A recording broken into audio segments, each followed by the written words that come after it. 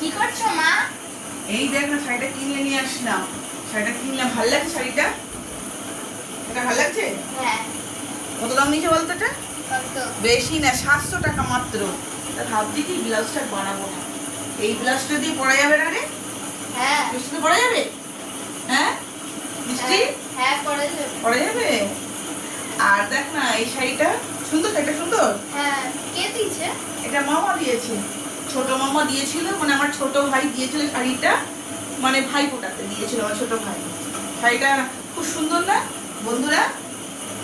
এটা দেখো দারুণ শাড়ি, ছোট মানুষ, ও যা দেয় তাতেই আমি খুশি।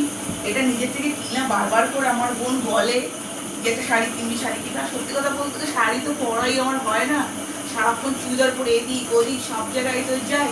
তাই মনে করলাম বিয়ে বাড়ি টিয়ে বাড়ি যেতে লাগে, একটা সময় পারপাসে শাড়ি পরতে লাগে, তাই এই জন্য আমি এই শাড়িটা কিনলাম। দামও বেশি না, অল্প দাম আছে। আবার ভাবছি আর একটা এরকম শাড়ি আনবো, অন্য মডেলের। আর ভিডিওটা এইখান থেকে আমি ইতি করলাম।